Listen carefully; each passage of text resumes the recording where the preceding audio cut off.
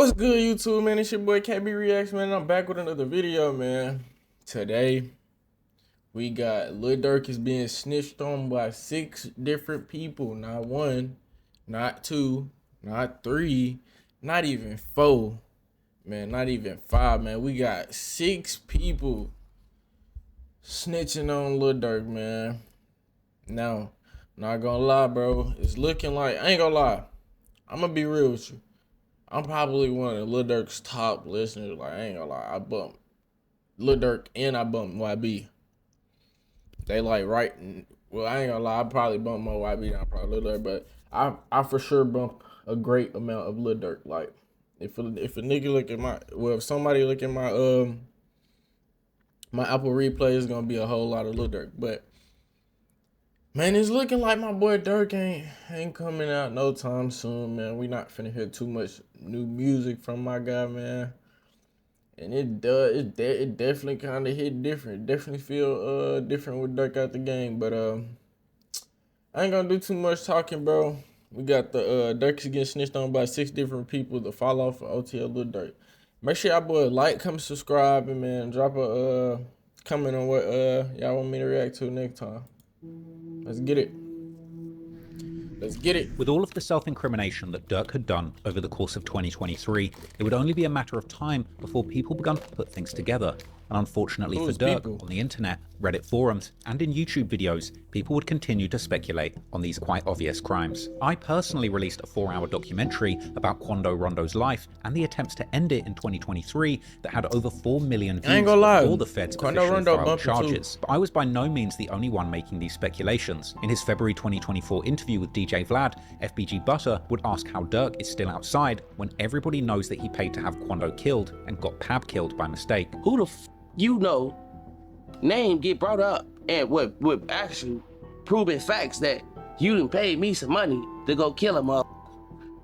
And I'd have killed the wrong motherfucker too. Butter then, seemingly with inside knowledge at this point, months before any arrest took place, would hint towards one of Pab's shooters actually telling the police that he did it for Durk. The police know I work for you. Cause they say Shorty flat out told they like, man, Lil Durk told me to do that shit. And he paid me to do it. Showing receipts. Like, this gave me real money to get this man gone. Despite having an explosive start to 2024, winning that Grammy for his inspirational song All My Life, behind the scenes, it seemed that Durk was fighting his demons. I ain't gonna lie, that was a big moment, though, for the black community, man. You know, Lil Durk getting his first Grammy, I feel like it was well deserved, because he do drop some bangers. I ain't gonna lie, like, I hate that it took all my life, because real Lil Durk listeners, all my life, you really don't listen to All My Life. Like, I get it. Like, it was for some more, I say, industry type music. You get what I'm saying? But Durk got some real hits. He got some real bangers. All My Life being his first Grammy is kind of wild, but the very top of the rap game. He was notably absent for a short period of time, and in June 2024, Durk revealed that he'd actually gone to rehab for an addiction to codeine and Xanax, explaining how he was living too fast and decided that he wanted to focus on his family and peace. So we got word that you were in rehab. Yeah. Right? Yeah. I want to embrace it, you know what I'm saying? Because it helped me a lot. I won't even say it was tough at first. It was tough at first, but it ain't that tough. Nah, that's real though. I ain't gonna lie for you. You don't see that from too many rappers. Cause I know this video 50 minutes. I ain't gonna do too much probably, but you don't see that from too many rappers. Cause like usually, you know, the rapper go overboard to prove that, oh yeah, man, I'm really a junkie. Like, I don't know why, but proving that you're really a junkie. Well, I don't even want to say junkie, bro, because people use drugs for different reasons. It's not, you know what I'm saying? But yeah, bro, like, but he see that it was causing harm, and I know he's doing his Muslim thing, you know. I don't think they do too much drugs, and so he's trying to be more religious, I guess. And then he put himself in rehab so he can focus on himself and his health. You don't see that from too many rappers. That's how I know Lil Durk on some different shit. I ain't gonna lie, it do sound like I'm glazing, bro, but nah, fool, this real life. I ain't gonna lie. Really? I really knew what I wanted. You know what I'm saying? I knew what was holding me back. What I just say before he even said it. He elevating off of it, bro. What was that? What did you want? It's crazy. I want a better, to see, you know what I'm saying? I want to actually be a watch better it man, a happen better father. because he won a Grammy a behind better it leader. too. You know, so, but more action. So I gotta make sure that self is good before, you know, anybody else. It helped a lot, you know what I'm saying? Just thinking clearer. See, my main goal is peace, you know what I'm saying? Being with the family and staying out of bull, you know what I'm saying? Durk would open up a... See, I know it sounds crazy because it's speculated that he paid for hits. So it seems like, this nigga, my bad. This he not trying to escape his past. He not trying to get away from that. But I feel like it was more so the fans motivating, like telling him to slide for fun. He shouldn't let stuff like that affect him. But telling him to slide for fun and stuff like that, I guess it probably brought that back to him, to where it's speculated that he paid for a hit. But I ain't gonna lie, I respect Durk on that journey he went through, you know what I'm saying? Because real stuff happened behind that, you know what I'm saying? Like, he won a Grammy, like his life elevated from that, and then his past caught up with him because he couldn't let go of it. About fully. feeling that his life was too fast before rehab. That's really a testimony. If he beat this, making excuses. If he beat this, you know what I'm saying? Letting the drugs take over me. You know what I'm saying? Yeah, just like the codeine and everything. Case, bro, is that what it was? A real testimony. Yeah. He already experienced a real testimony. He don't make me. Durk would drop a song commemorating his release from rehab, being seen in a Louis Vuitton suit and a skinnier frame. The song was called Went Hollywood for a Year, and it was a Pain song with a 3-6 Mafia-inspired bridge that sounds like Durk is actually saying farewell to his beloved codeine cough syrup. In one line, Durk says that he'll give $1 million to somebody who can prove he's a snitch, and another $1 million, but then appearing to stop short of rapping, find him. As well as bragging that he has killers in his circle sharing his money and cars, and mocking someone saying that their homie's killer is still alive, but for Durk, it's been a year since revenge. It seemed that Durk was back, trying to put a brave face on things and attempting to get his career on track. The month before his arrest, Durk releases a new song and music video as a teaser for his upcoming album. The song's called Turn Up a Notch, and just over a week later, he would release yet another track, this time with an interesting title. The song was called Monitoring Me, and obviously had a theme to suggest that Durk indeed knew that the authorities were watching his every move. And it also had some very suspect lyrics where Durk says that he can't send money to his killers in his own name, and that he doesn't know if the feds are setting him up, or if people are snitching. In another line that seemed to refer to the attempt to kill Quando that resulted in Pab's death, Durk says that he wouldn't say his shooters missed their target because they were so close, as well as rapping more lines that he can use money to have people killed, then backtracking, saying that his killers will murder for his friendship, regardless of payment, as well as bragging about having seen his killers commit murder, then backtracking again, saying that he didn't see it, he just heard the shooter shout, "Get up," to the victim. Dang. I know he was a real killer because I seen him do it. He ain't even wipe off his hand. I never seen you do nothing. I ain't never see you shoot up. I ain't never heard you say nothing, but I heard you told dude, get up. Ooh, hey. Victim, and going on to say that if his enemies post their locations, his people will go there, and openly admitting that he pays for his people for more than just murders, hinting at OTF's dual role as a label and a murderous gang. Not only was the song another self-snitching anthem, but it came with a music video filmed at, you guessed it, a gas station. This was a strange time, and once again, Durk was seen to be living a double life. Clearly going into promotion mode, Durk was making major moves in the industry, but unlike his recent song release, some of what he was doing was actually positive. Durk's 32nd birthday was coming up on the 19th of October, and he was planning to make this one special, announcing his first annual birthday show at Chicago's prestigious United Center, home of the Chicago Bulls, with a concert capacity of 23,500 people. The show was epic, and Durk drove from the dressing room to the stage behind a literal convoy of Hellcats and Trackhawks, then performing the song with that very name from the back of a moving pickup. It was also a star-studded affair, with Durk bringing a number of huge names in the rap game out, like Boss Man D-Lo, Sexy Red, Nardo Wick, who performed Who Wants Smoke with Durk, and even Lil Baby. Another interesting move was choosing to use the event to unite with Chicago's top content creators, sharing the stage with prolific interview host DJ U and rapper turned Instagram comedian FYB J Mane, notorious for his Whoop cereal and his pushing peace movement. With Durk's acceptance of J Mane, who actually hails from 63rd and was very good friends with FBG Duck, as approval of his pushing peace agenda aiming to stop the gang wars. Notably, in the name of pushing peace, at one point in the show, Durk would even put up on screen a collage of fallen gang members from both sides of the war. This was during an extended onstage speech reminiscent of Kanye's stadium shows, where he would tell the crowd that he was showing love to everyone in Chicago and telling the crowd to take a photo. My brother J-Man one time in this So look, right? You see FBG does. I'm gonna do something never been done one time, man, right? Bro, look how many people died. And majority of them rappers from the same city. Nah, I ain't gonna lie, this kind of wild, bro. Like, them boys real deal lost, like, this gotta be like a third of their population, right? We gonna show love to everybody we lost in Chicago. The majority of all these folks is rappers. One time.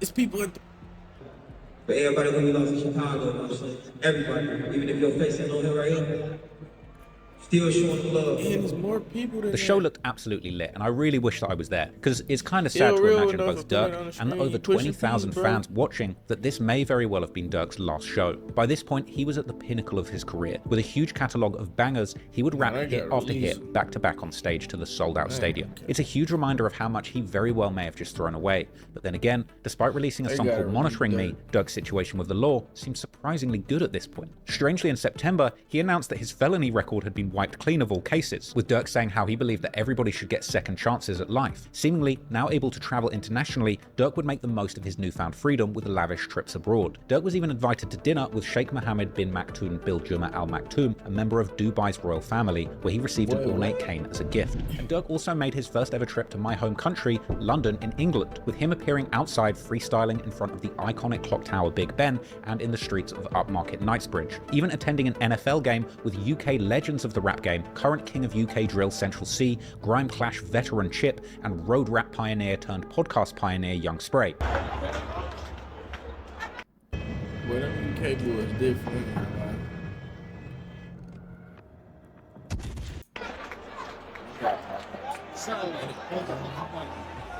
Bad people.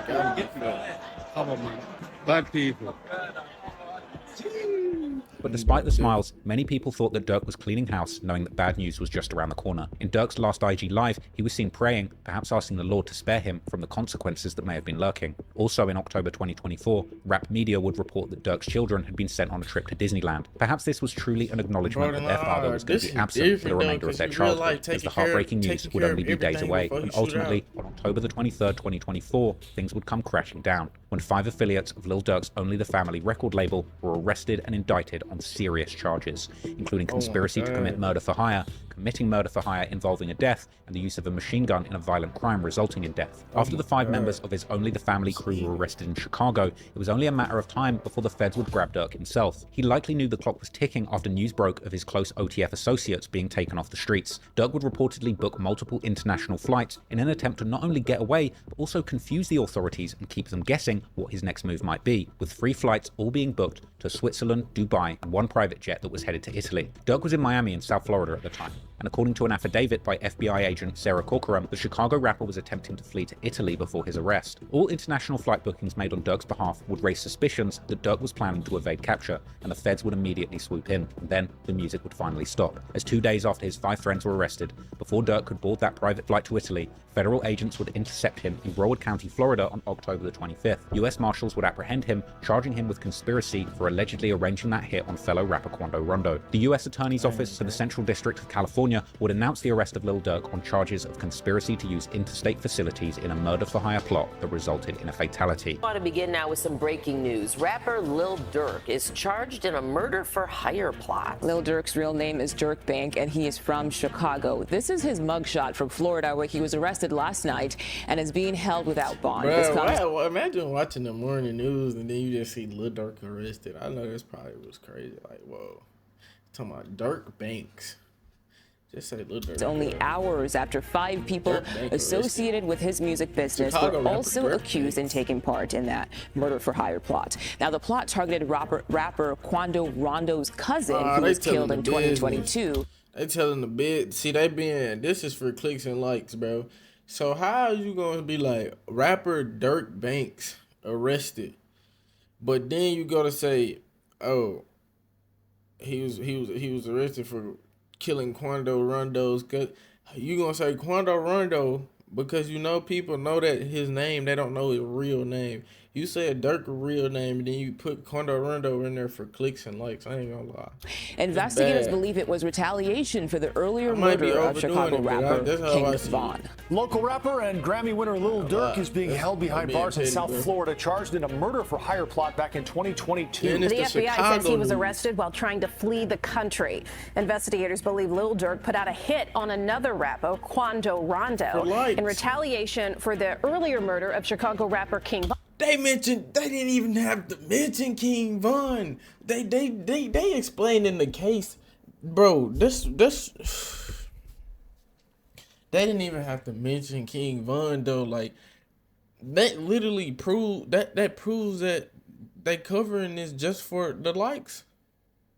Am I tripping?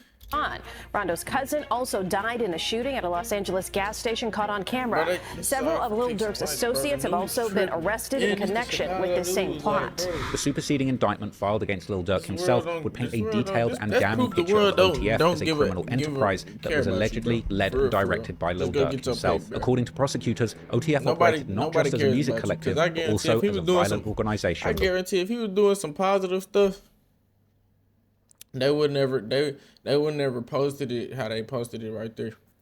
But let them.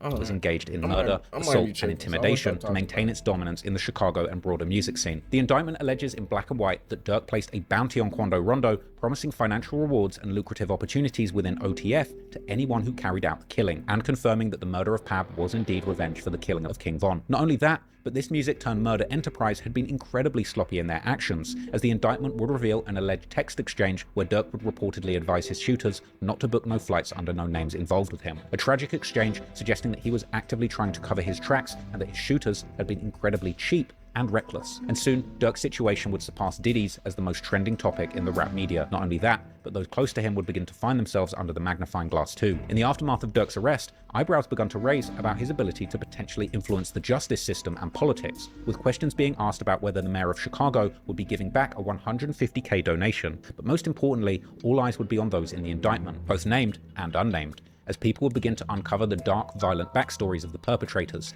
as well as intensely speculating on exactly who might have been the informant and who might have been the connection in California who told Durk and his demons to fly out and kill Quando. The first of the OTF crew in this indictment who seems to have been heavily involved in planning and executing Quando Rondo's hit was Cavon London Grant, aka OTF Vonnie. OTF Vonnie is a key figure in OTF's inner circle for years, with his loyalty and presence around Lil Durk and King Von being well documented. Vonnie is also King Von's cousin and played a significant role in Lil Durk's operations as his business manager. Back in July 2019, Vonnie would be spotted with Durk and Von at the iconic Icebox jewelry store. Can I get an OTF chain, man? The way things are looking this week, yeah. Woo! Not gonna happen. A1, right? A1, right? A1, right? And by early 2020, he would once again be seen accompanying King Von as Von worked on designing and purchasing custom O-block chains that many believe were actually given out as trophies to celebrate the successful murder plot on FBG Duck. Slim roll or just one? Yeah, right. And I like the, you see how the leaves letters, I like them kind of like graffiti style. Just like, check this out. Like the O, like a, I don't know, like longer instead of wider. Like, see, that's kind of wide. I appreciate you guys once again. Thank you so much. Definitely. Hey, thank you, bro. All right, definitely. Yeah, Scally. Big dog. I don't think so. Yeah. So that's the only way I move. Yeah, rich big. Yeah, a little rich. That's what I it look like a big watch. Since you're not picking these up today, I'm gonna send you a sample image of all of them. Alright, I'm texting to you anyway. We're gonna text everything I write, so. Well, I can text this back to you. Yeah. Following King Von's death in late 2020, Vonnie's proximity to Lil Durk only grew, and by September 2021, he was back at Icebox, this time with Durk acting as a negotiator during a major jewelry purchase. In footage from the store, Vonnie can be seen haggling prices on Durk's behalf and carrying a massive stack of cash for the transactions. 3 1/4 and 2 1/4. Bro, what if cuz got some cheese, bro? 2 3/4. 3 1/4, 2 3/4. This is wild. That's about 15% difference. How much would it be? That's what he had. Y'all just throwing stuff in the Bro got enough bread to give his whole game keys. That's why he's in here. He didn't have to. I'm 100% sure he did not have to catch nobody to be able to go buy a chain. And his homie Lil Durk.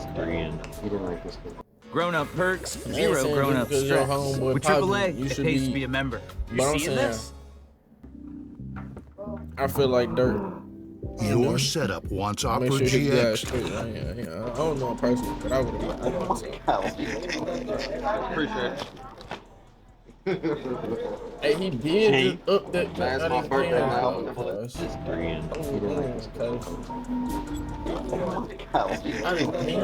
Appreciate it. Moving that way.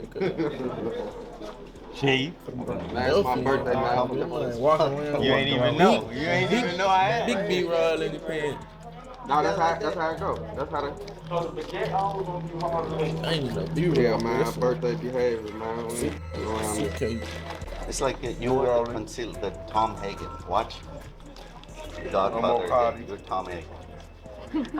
This moment highlighted not only his close relationship with Durk, but also the level of trust that Durk was placing in him, with Vonnie seemingly handling significant amounts of money and playing a critical role behind the scenes for OTF. Another OTF member implicated in the paperwork is DeAndre Wilson, aka OTF Didi, or D-Ski, aka Big Threat. Didi had been involved in multiple violent altercations over the years, with him even managing to beat a murder case in 2023 in regards to a 2014 murder that took place in Chicago. But this wasn't just any murder, but the alleged get-back for the murder of Tay-Ski, whom Tay-Town is named after, something which would have made Didi a very respected member within Tay-Town. Other co-conspirators include Keith Jones, aka Flacker. According to unverified sources, Flacker himself beat a murder case back in 2011 after allegedly being acquitted for the murder of Big Baby from Hula Gang, an almighty P-Stone set based in Sunnyside or Magnolia that has a long-standing rivalry with the Gangster Disciples in Rogers Park in Uptown. The gang is named in honor of fallen member High C, preserving his legacy within its ranks. Then there's David Brian Lindsay, aka Brown Eyes, who's also named as a co-conspirator on the indictment, and Asa Houston, aka OTF Boogie. However, along with Durk, there still remains two significant question marks, as two unnamed co-conspirators had their identities withheld by the feds on the indictment, leading many to believe that these individuals have perhaps turned informant. There's been rampant speculation on the potential identity of co-conspirator number 4,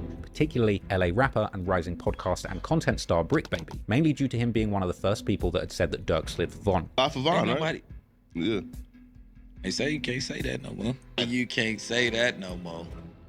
Oh, because of FVG Cash? Nah, because Lil Pop. Now, Brick has made numerous references to the crime in music, but in my honest opinion, there's really been no solid evidence provided to prove that he is actually the person that lined up Quando Rondo, just rampant speculation. In fact, Brick has talked about this case with so much openness and confidence, I personally believe that he was simply using the false allegations as fuel to boost his career, and it seemed to work. In fact, there's actually an alternative theory floating around the internet that the actual person who set up the murder is a lesser-known LA gang member by the name of TS from a set called Gutter Ave, with Reddit posts claiming that him and his friend had a personal vendetta against Quando after Quando refused to do a song with them. However, once again, at this stage, this is all speculation, and it's highly possible that this person's identity may never be revealed to the public, and it could be somebody that we have absolutely no idea about. The other person who people have speculated may have been informing the authorities is co-conspirator number 2, who's actually one of the shooters. There's been intense speculation on social media that this person is in fact a beloved member of Durk's crew by the name of OTF Jam, someone who Durk frequently rapped about, saying that Jam vets killers for his crew, along with one rather suspicious line where Durk points out that Jam is always very serious when they talk on the phone. Well, real name Casey Hester, OTF Jam was once considered a rising star within Durk's Only the Family label. In 2010, Jam was convicted of a shooting, being sentenced to a minimum of 12 years in prison for attempted murder, and he would complete his jail term in February 2022. Lil Durk would post a picture of the stack that he had for OTF Jam as soon as he got out, with some Reddit Sherlocks counting and deducing it was over $250,000. In an interview in May 2023, Jam himself would verify that Lil Durk had taken care of him, giving him over $50,000 when he got released. Because he's super solid, but like a lot of, like, you know what I'm saying? He said Jam get out that jam and give him 50, he ain't got to ask again, bro. Like, you know what I'm saying? He ain't got to ask, bro. He said he gave you 50, bro. You know what I'm saying? Fact. More than that. More than that. But can you tell us how much he gave you, or you don't want to even? He could just be even first. I ain't gotta get into all that, but he can make sure his guy is straight. He made a way for me to be straight, like he's saying, gotta ask again, you know, like. People, everything I'm saying, they say right after. They let me take care of anything I have to take care of, period. Like, it's still up. This is why people were surprised that when a year later, he would become a focal point in reports suggesting that he may have cooperated with the authorities against Lil Durk. Jam even had his very own track on the highly incriminating OTF mixtape, Loyal Bros 2, released just months after the murder of Pab. A song ironically called Federal Freestyle, with lyrics where Jam rapped solo, admonishing others for snitching and asking suspicious questions. After Durk's indictment suggested a member of OTF had been cooperating with the feds by wearing a wire for the span of 2 years, Jam's snitching allegations would surface on various media platforms, and adding to the speculation, a photo would be posted on social media appearing to depict Jam dining on fast food whilst reportedly cooperating with the feds in the case. This photo, shared by DJ Academics, shows Jam glancing at a security camera while eating, prompting captions like "Bro really snitched on Durk for McDonald's." However, it would later turn out that this image was a AI-generated fake, but that didn't stop the speculation. The next day, on October the 28th, 2024, internet personality Wack100 would support the reports that OTF Jam had indeed cooperated, explaining the details in a Vlad TV interview. Wack would go on to explain that although Jam served his whole 12-year sentence, he would get a gun charge that resulted in him wearing a wire for 2 years. There's a guy named OTF Jam. That was wired. Very ironic name. Jam now he put everyone in a jam. Did 12 years, 12 got years. out, interviewed, said he kept it real, brought him cars, gave him 50,000. Right. This. Made mention that ain't no smut on his name. He ain't never been a rat. Caught a gun case, but eventually he flipped. Yep. He got put in the jam. He be doing hella interviews. Right. OTF Jam did 12 years for attempted murder back, I guess around 2010. He got out in 2022, right around the same time of the Quando situation. And he allegedly had been wearing a wire for the last 2 years. From 22 to 24. Yeah. So he immediately got caught up? Yes. Then, on October the 30th, footage would circulate on the internet, allegedly showing an uncomfortable-looking OTF Jam, footage which people believed showed him wearing a wire near Lil Durk. The viral footage would show a nervous Jam looking anxious around Durk, with many alleging that Jam was looking very uncomfortable, triggering suspicions that at this point he was recording. But there's no proof of that. Check on your man, I heard you got here to this area. Hey. I ain't gonna lie, man. Hey, when I was growing up, I never happened to be an architect. Metro! He slipped me over that roll over arm mark. My little dad, he called me with a cast. I think my shit up, I'm like, man, this nigga boom, man. He laughed. He said, I ain't do that. I said, slow. Hey, Keisha.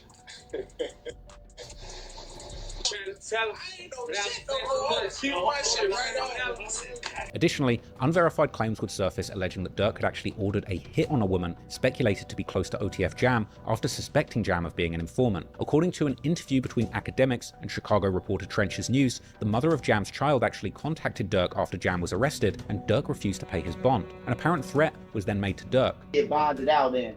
They don't know nothing about no white, but he did make a threat to a Durk, like, if you want to come in, you know what I'm talking about, how you gonna play somebody who be putting in work and shit like that. You know what I'm saying? And they took it as a threat, and that he told us. I don't know how he got mixed in with the Quando Rondo, but yeah, they say I've been holding you down because I heard you say something about like his baby mama called Durk for a lawyer, and Durk may have like brushed it off, and they're like, yo, you're not supposed to brush off my call when I need something. Like, I'm the guy who does the dirt for you. That's facts. And, like, you got some real demons out there, like, you finna find me out, no matter what I did. Or you gonna come in with me. Sometimes you gotta make them threats and jump off that couch and go snap time money. According to news reports, on July the 19th, 2024, Octavia Redmond, a 48-year-old postal worker, had been brutally gunned down in broad daylight whilst delivering mail in Chicago's West Pullman neighborhood. A 15-year-old kid ran up to her in front of a house, shooting her 26 times execution style, and she would die in the hospital. Developing this morning, Chicago police have released surveillance video of a person of interest in the deadly shooting of a postal worker. The shooting happened last month in the West Pullman neighborhood. Mugo Odigwe is live in the newsroom this morning with a look at that new video. So, Mugo, what does it show? Well, first off, we know the U.S. Postal Inspection Service is already offering a $250,000 reward for information leading to an arrest and conviction in this case. And now, Chicago police are hoping the new video gets them closer to the killer. So here's that video on your screen. Part of it shows a man getting to a white Dodge Durango near 70th and Campbell. This is right before the shooting. Then at some point, the same video shows a man getting out of that Durango near 121st and Harvard. He runs runs across the street and out of view. Then he runs back to the car before it drives off. Police say on that day, Friday, July 19th, around 11:40 in the morning, 48-year-old postal worker Octavia Redmond was in front of a home near 121st and Harvard when a man walked up to her and shot her. She died at the hospital. The Dodge Durango used in the shooting was later found abandoned and torched in the middle of a field on South Holland Avenue. Now, anyone with information on this shooting is asked to call Area 2 detectives, or you can leave anonymous tips at cpdtip.com. I ain't gonna lie. I know them Chicago police be like working overtime. Like they be having to do some real investigating, bro. Cause what do you mean? What do you mean they hopped in the Durango? Now Durango ain't cheap now. They hopped in the Durango, drove that bitch in the drove it in the field somewhere, and torched it, and it's abandoned. $250,000 reward would be offered for any information leading to the arrest and conviction of the perpetrator, with an anonymous tip leading up to the arrest of the juvenile killer in Iowa. Life gets busy, and eating out just to save time gets expensive. That's why I keep Healthy Choice Simply Steamers on hand at all times. Half the price of eating out. They're grilled chicken and broccoli are... Breaking news at this hour, a 15-year-old boy is charged with shooting and killing an on-duty U.S. Postal Service worker. He's accused of murdering 48-year-old Octavia Redmond on 121st at Harvard back in July. Chicago police officers and the U.S. Marshals Great Lakes Regional Fugitive Task Force took him into custody yesterday in Cedar Rapids, Iowa. The teen was extradited to Chicago and is set to appear in juvenile court sometime this morning. Detectives received an anonymous tip that helped identify the suspect. This murder had been circulated with many headlines that suggested that this was OTF Jam's baby mother. However, a user on X would debunk these claims, alleging that Redmond had absolutely no connection or affiliation to OTF. Official reports and reputable news outlets have not since established any link between Redmond and OTF Jam, hence there's no credible evidence to support the assertion that they had any personal or familial ties. Some users, however, have still ran with this speculation, suggesting that the killing was somehow a targeted attack, with the shooter intentionally approaching her and mistaking her identity as the intended target, with some going even as far as to suggest that this was another hit sent from Durk that ended up killing an innocent bystander. I personally don't buy it. Now, it's important to note that the criminal complaint and indictment documents do not explicitly name Jam as an informant, though they do reference an unnamed individuals and key witnesses by their initials. This has even led to subreddits questioning whether or not it's really Jam who got Durk in the jam. And while I personally believe it's likely that Jam could be the informant, at this stage there's still no proven paperwork to confirm this. There's really no way of knowing for sure until this goes to trial. In December 2024,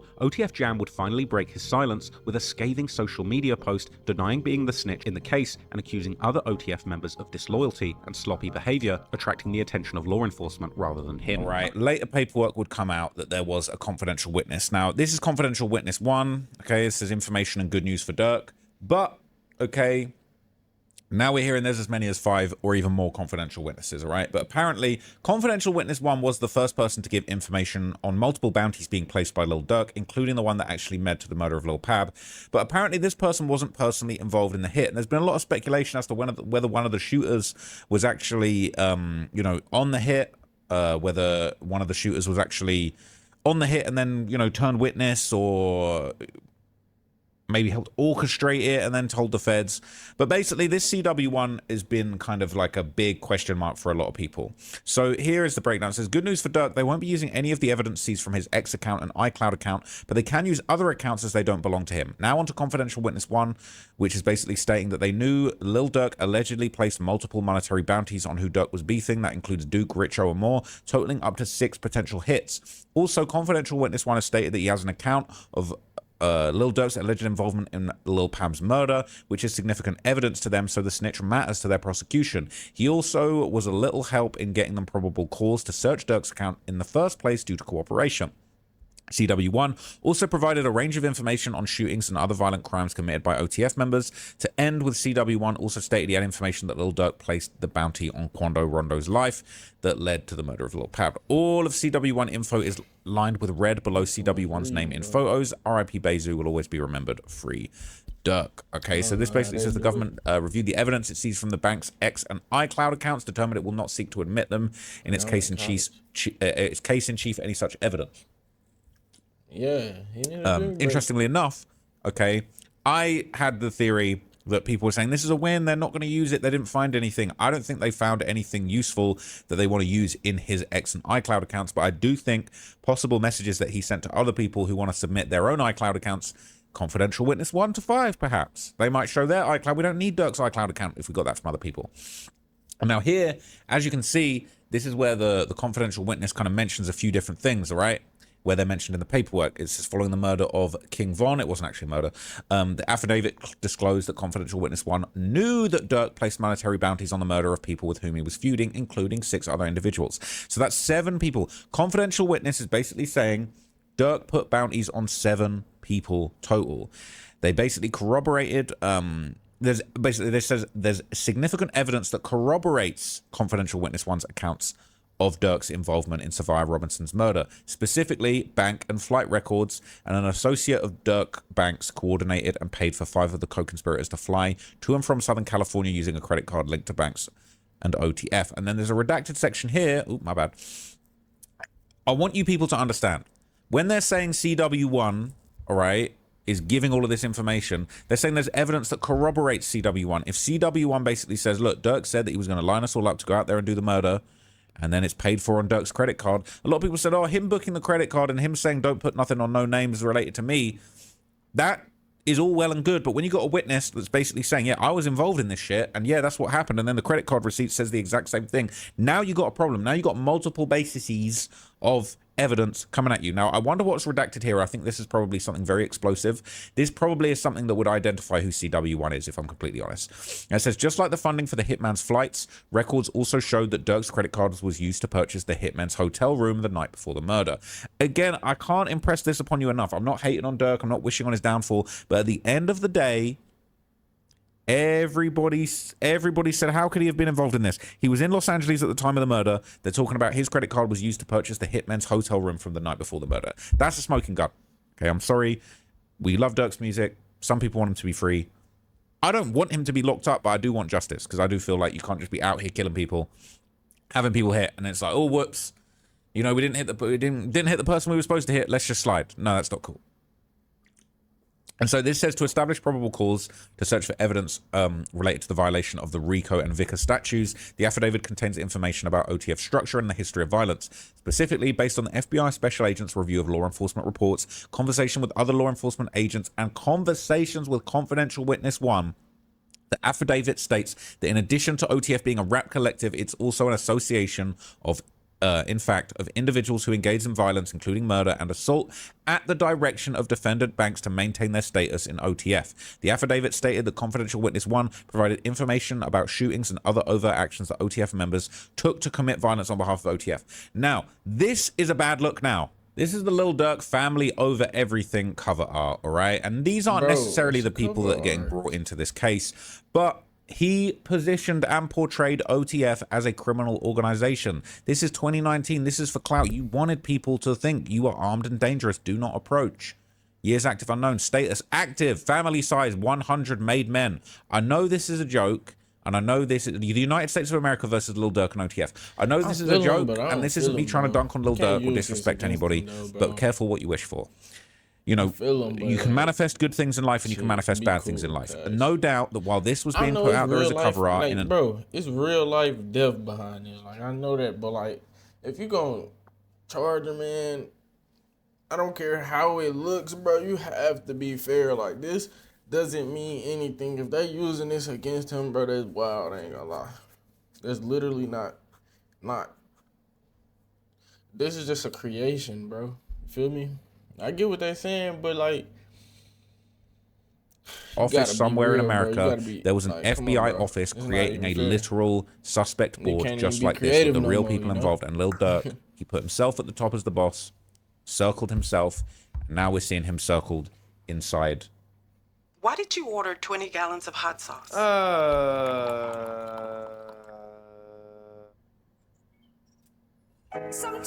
The way you see an idea in your mind. Inside real life paperwork, right? So this was a bad look. And so not just confidential witness one, but other people and the FBI special agents' research of reports, other law enforcement agents, basically all of the investigations into OTF, everything that's gone down, you know, Durk and Von allegedly shooting somebody outside the varsity with Bezu and, you know, the other guy that was there. It's all going to contribute to a picture of Durk being the leader of OTF, you know, just like this. And again, it's like, oh, it's just art. Yeah, it's just art, but like you got to think, like your creativity is one thing, but it's like you got to think about how this looks. This is crazy. This is crazy. You put this up. This is insane. It looks crazy, so, but it's still obviously, art. confidential witness one gets referenced even more in this. Okay, it says each warrant was supported by a substantially similar 35-page sworn affidavit from an FBI special agent. The affidavit detailed the investigators' years of training, basically saying that look, they have an understanding, and they, along with confidential witness one, can say with pretty strong confidence that Lil Durk is the leader of OTF, and OTF's members are doing dirt on behalf of him. It's unfortunate, it's what it is.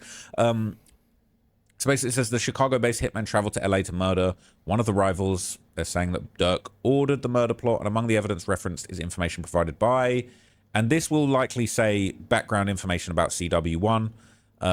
It might say provided by one of, this is just my guess and speculation. It might say provided by one of the leading members of OTF, who was a serious senior person in the organization who communicated hits from Lil Durk, and this, you know what I'm saying?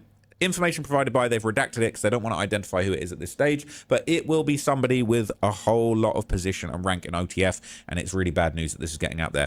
Now, this is based on information from Confidential One and open source reporting. The affidavit explains that defendant Banks placed a bounty on TB's life. Now, as I stated in the previous video, they're now saying that there was $1 million bounty.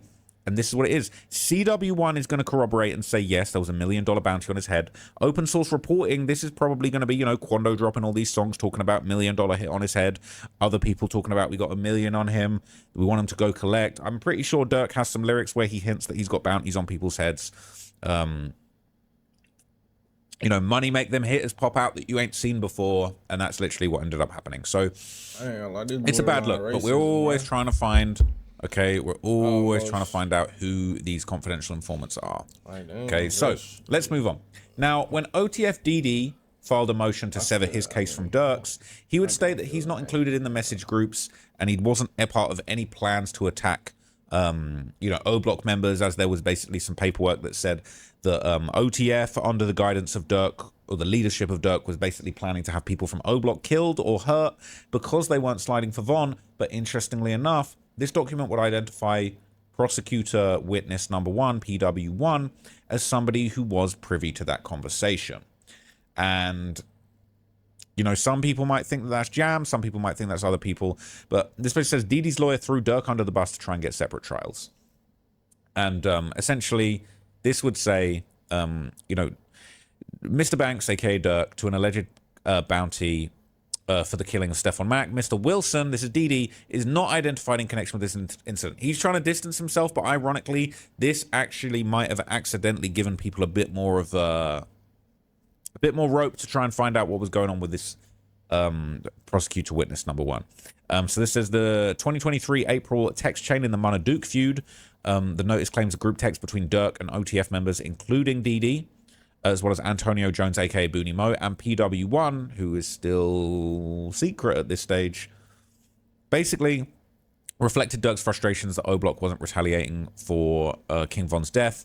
And basically in the thread, Mr. Banks, not Mr. Wilson, declared, "I'm finna pipe it up." And Booney Mo responded with blood. It's green light emoji. We're getting it together now. No phones. It says the government expects prosecutorial witness number 1 to testify about the purported follow-up plans involving others. Significantly, the government attributes no statement to Mr. Wilson in this exchange. His presence is merely noted as being on the text chain, but there's no claim that he agreed with, endorsed, or acted on Mr. Banks' statement. Now, it's very ironic, and it's a little bit, look, you can't say that he's telling, but it's like, kind of saying the statement's the statement. You got the statement. I'm not denying the statement. I'm just saying I'm not part of it. And then they point out, you know, this next text thread where DD was there along with Booney Mo as well as Bezu. Unfortunately, he's no longer with us. And it shows Durk forwarding an Instagram message he sent to Lamron Richard Ramsey, saying, "I got them hunting for you. You better have 3 ski masks on." Mr. Wilson is not the author of the threatening statement. The fact that they are even pointing it out as a threatening statement is interesting. But it says he's only listed as a participant in the text chain. The notice does not claim that Mr. Wilson commented on, endorsed, or even responded to Mr. Banks's message. Now it says Booney Mo's audio, basically a voice note conveyed that Durk instructed people regarding money and sliders, and Mr. Wilson's not identified. But again, it's like you're kind of caught up in this, okay? You're trying to distance yourself from it, but it's very telling. People saying this is on purpose, my guy. They have a better chance at beating it if they all fight on their own stuff. It makes it look like everyone acted on their own and not with each other. I don't think they'll get it, though. This is just what I think, okay? Basically, people were wondering who that witness might have been. So, following on from that, that's when things get interesting, because we would end up hearing from Byron Blake, who covered in detail how, following OTF Jam's arrest in May 2023, it seemed like his case completely disappeared from public records, and people are still wondering what he might have to do with this case. And I believe he denied being the snitch. He released a public statement, but a lot of people are still looking at OTF Jam with a side eye.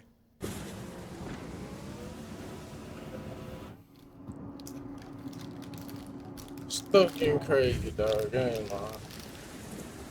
Durk gonna see the light of day. Now, when you look at the list of people who are actually fighting this case, you don't see OTF Jam. But if you look OTF Jam up, this is what you find. OTF Jam was arrested in the city of Chicago on May 3rd of 2023. If you look it up, you can actually see the records of the arrest. He was arrested for unlawful use of a weapon by a convicted felon, previous conviction, but there's no record of him in Cook County Jail at all. Not a single record. There is no record of him in the Illinois Department of Corrections at all, meaning he's not back on a parole violation and he's not sitting in Cook County Jail. I also went to the federal BOP website. There is no record of him at all being arrested in the BOP. And this is what's suspicious about that. There is no record of any disposition in the case, meaning there's no record of this case being closed. There's no record of any court dates. There's no record of any continuances. There is no record of it at all. So we don't know what happened to this case. At least they want us to not know what happened to this case. But I'm about to tell you what I believe and what I see based on reading this paperwork. In the federal system, they have the ability to file a case, but keep it off of the public docket. You know, and they call this overriding interest that outweigh the public's right to know, the things that they use. And that, you know, they list the reasons for non-public cases.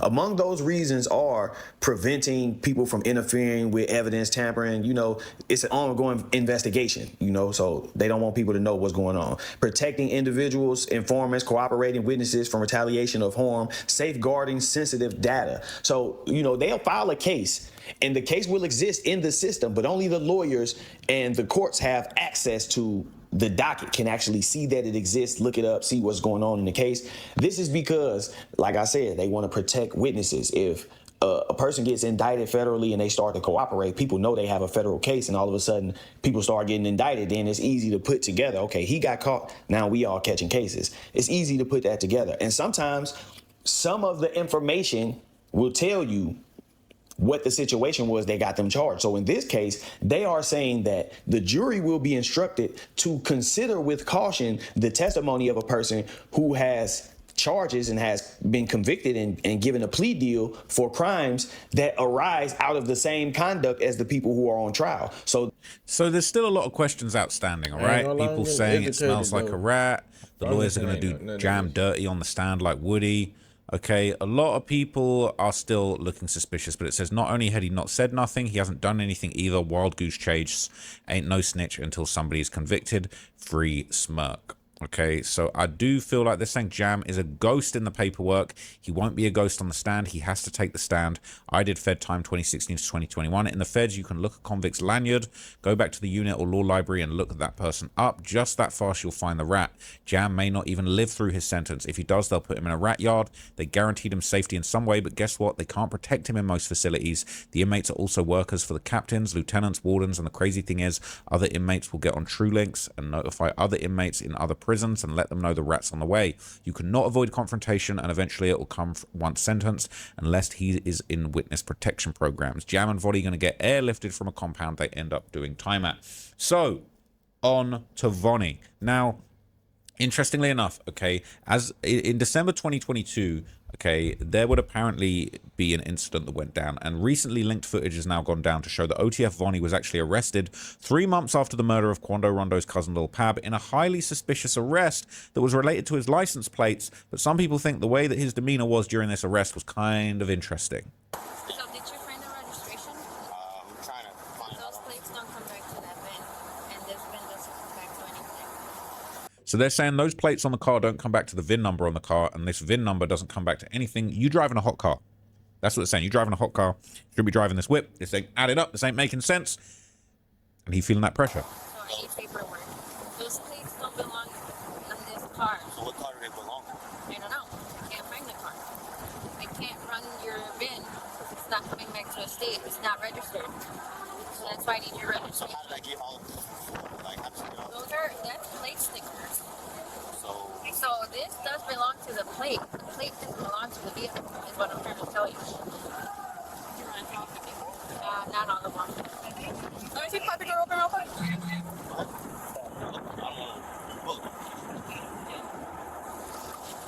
Whose vehicle is this?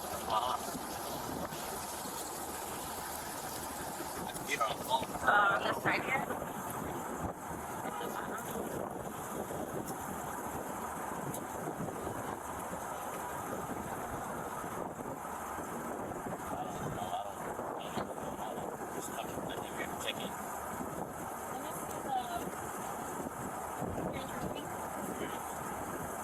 Was the car recently bought or what?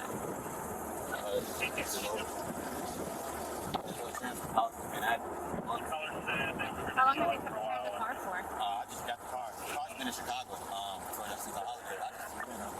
I came here to check in. So this was a little bit interesting. Some people thought they're saying this is the day he told. Trust me, he dumb as hell. Can't tell who arresting him. They're not. Sorry, he dumb as can't tell who's arresting him. They're not local Chicago PD dumbass. Saying, wow, this is the guy in charge of Lil Durk. I wouldn't trust him to go Home Depot. It says they played him about going to the station to get some tickets. He was saying this is the craziest traffic stop ever. Any lawyers or law enforcement out there, I'd love your take. So they were so clearly following him or tracking the vehicle or both. The fact they said they need him to drive his car back to the station for him and they'll stay behind him to help his baby mum while he gets transported. Like what? And more than 2 traffic tickets require him being cuffed and transported to the station to get an I-bond. The fact he got stopped earlier that day is another huge red flag, as this was part of a larger investigation. The first cop let him go with a warning and was probably tasked with running initial contact to see what he has going on there and what potential pretext they have for a real traffic stop on the books. My guess is the whole thing was a ruse to get Vonnie alone where he feels safe to talk, and I'm guessing the FBI behavioral analysts identified Vonnie as the most likely to cooperate. I bet the feds approached him during his time at the CPD station, and it was the first domino to set everything in motion. Wow. These are Dave's Fried Chickens. These sausage bites starting off with buffalo sausage bites. Oh my God. To get to the big fish, Lil Durk. Says the whole video was blurred because they're passing the phone back and forth, showing each other pics of him with Durk the whole time, stalling. They knew who he was before they approached.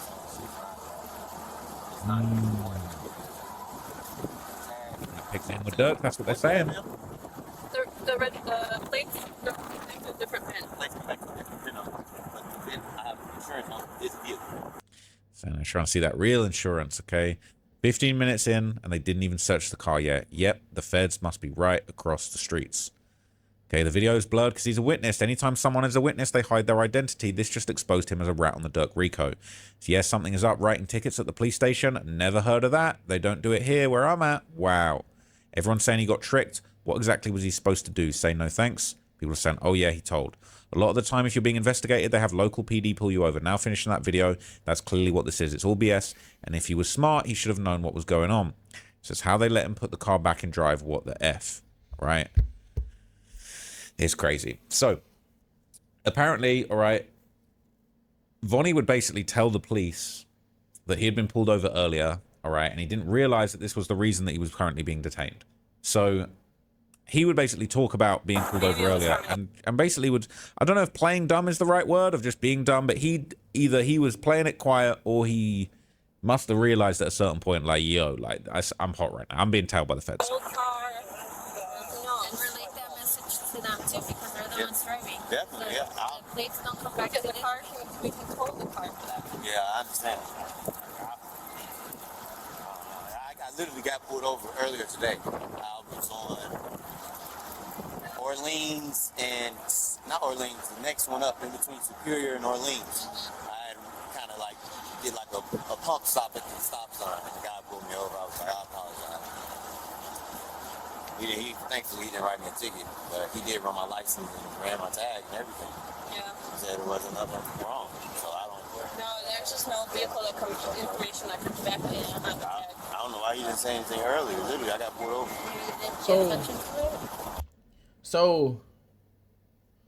So his stuff was good, and they pulled him. They arrested him because his stuff apparently wasn't good, but he got stopped earlier, and the police officer said that he was good. So at this point, I'm like, cause how do you not know if your stuff good or not? How do you know? How do, in that situation, how do you like prove to the officer like what you saying is BS? Like, what do you do? I don't know. I know I'm probably cooked. I ain't gonna lie. I don't know why I didn't get. I don't know. Now, jump forward to 2025, with all of this coming out. That's when people start calling Vonnie an informant, okay? And people are basically saying that OTF affiliates themselves are actually calling Vonnie a rat too. This is OTF Nut and Fat calling Vonnie a rat. Vonnie was the cousin of King Von, but when you search his name on the BOP, it says not in custody. And this has been a picture that was put up by an OTF affiliate, and they put a rat, I think that's over Vonnie, basically calling him out. Okay, so this was going around. A lot of people saying, if Vonnie telling, case closed for Durk. Okay, between this and the people who got caught for the Dump Street cases, there's too many dudes involved for some stuff not to go sideways for Durk. And that lifestyle he had them OTF dudes living is either gone, make them stay solid out of loyalty, or flip because they were spoiled and can't stomach the huge downgrade to a cell. People saying the whole time it was Vonnie. Jam needs an apology. They're saying Jam was the original snitch, but Vonnie got flipped recently if he is snitching. The same word, it said one of the shooters is informing. If I was Durk, I would take a 20-30 year plea offer. There's no way of beating this if the organizer, one of the shooters, and the LA native who dropped the address are all snitching. Shake my head. The Lee Street dude in OTF snitched. Don't know why they was expecting him to be a stand-up dude. They're saying real shit. His ass just a manager. I always thought it was crazy as hell. When I went to his page, every picture he's covering his face. Dude might as well not post. They be the first ones to rat. Vonnie also stole from Von, but I didn't know they were cousins. Anyway, when we get to September of 2025, that's when motions begin being filed jointly by the defense, but OTF Vonnie and another co-defendant were notably missing from the filing. So people started to notice, they say, why isn't he included? The government are in agreement with DD, Boogie, and Brown Eyes, who are asking for the trial to be pushed back to January 2026. So this was back in September. Durk does not agree with it. But there's no mention of Flockett and Vonnie, as they have not been arraigned on the second superseding indictment. If they're not being arraigned on that second superseding indictment, they might not be part of it. They might have found a way to stay out of it. Whoa. Well, man. Do y'all think my boy Lil Durk getting out of jail, bro? I ain't gonna lie, bro. Let me see. Hold on. Lil Durk. Has he been sentenced? I'm tripping. How you been sentenced? As of early 21, Lil Durk has not been sentenced, arrested. Ain't this like illegal though? Bro been in jail. It's 2026. Bro been in jail for what? A year, a full year, and what? A couple months. Nah, that's hella months. That's over. Gotta be over 6 months. He been in jail. How is this legal? Oh, bro. I ain't gonna get off topic. But yeah, man. Do y'all think my boy Lil Durk getting out of jail, bro? Or you think he gonna ride, bro? I ain't lying, bro. I hope my boy Lil Durk get out of jail so he can drop out. Nah, I ain't saying I hope he get out of jail so he can drop out. I'm saying I hope he get out of jail because he's just a black man. But anyway, comment free Durk if you feel like Durk's gonna be out of jail. Comment keep Durk if you think he's gonna get a life sentence and be put away forever. That's the end of the video, man. Make sure y'all like and subscribe. And let me know if y'all think Durk getting out of jail, man. I'm out.